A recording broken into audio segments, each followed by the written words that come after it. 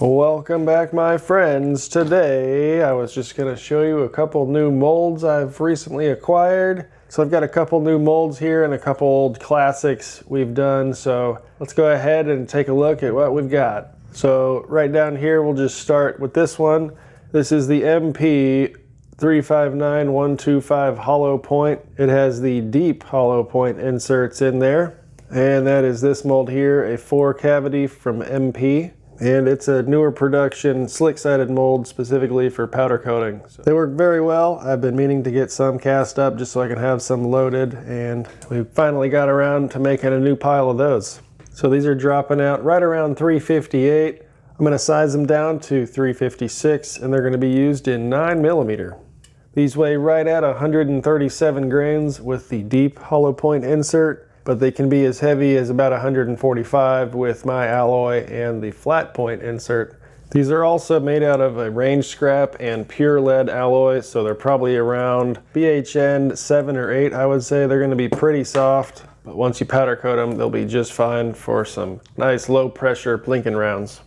Next up, we have the Lee 358-125 round flat. This is actually my very first mold. I got it because I was reloading 38 special and I wanted something I could try to use for 9mm, and this one actually works very, very well in the 9mm. You can size it to 358, leave them like that, or down to 356 if your gun likes that. Some people prefer 357. But this is a very nice bullet if you want one mold to cover multiple calibers. So you can load 38s, 357s, 9mm. Probably try it in a 380 going with a super heavy for that cartridge. Anyways, this is one of my favorite molds, and it was actually my very first mold ever.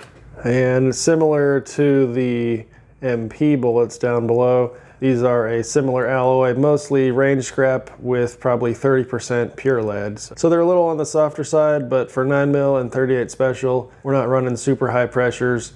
And once we're powder coated, we have nothing to worry about. So these are dropping right around 359, 358.5, 359, and they weigh about 130 grains with this softer alloy. And next up here, if we're just moving around the clock, this is a new mold to me. Whoa. But as you can see, heavily used, or at least aged in its packaging.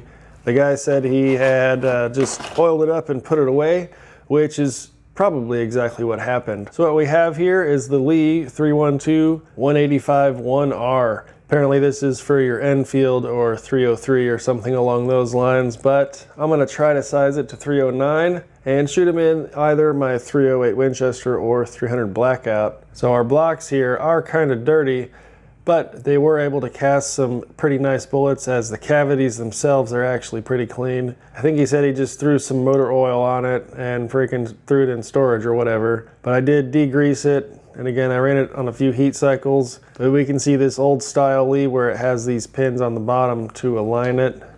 They don't work quite as well as the newer style, but that was their design at the time. So my only complaint here is this pin holding this side of the handle in slips out every once in a while. So I do have to be careful when I'm hitting the sprue plate and opening that up, or tapping on the bolt there to get the bullets to drop out. But for the most part, it stays in if you've got any kind of tension on the handles. So it is usable. We can see a little bit of surface rust and not the smoothest surface over here either, but we can clean those up later. Anyways, I'm pretty happy with the mold. I got it for $15 shipped, so you can't beat that. And this is a mold that's still in production, so if I actually like this and it falls apart or gives out or whatnot, I can go ahead and get a new production version of this mold and keep making them if they work for me.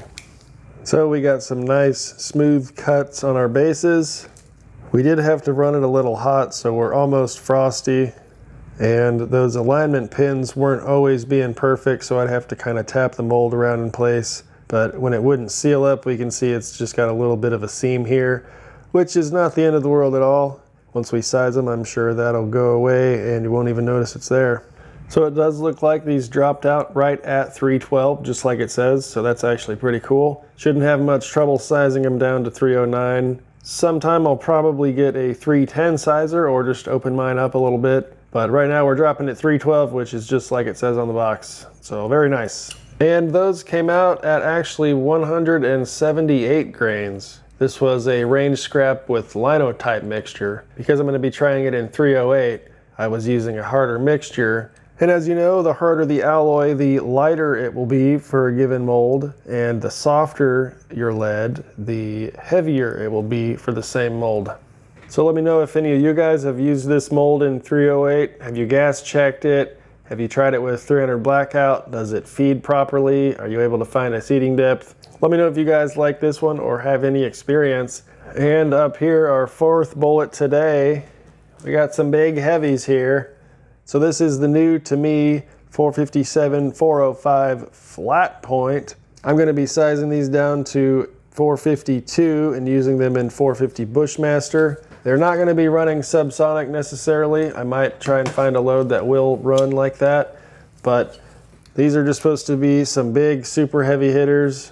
And as you can see, we're dropping right at 458, 458.5. So there you go. And these weigh actually right at 410 grains. So super cool. And now that Hornady has released reloading data for their sub-X line of bullets, they have a 395 grain. So I'm going to use that data to come up with something with these. And that's going to be a whole hell of a lot of fun in the old Bushmaster, slinging some heavy 400 plus grains around.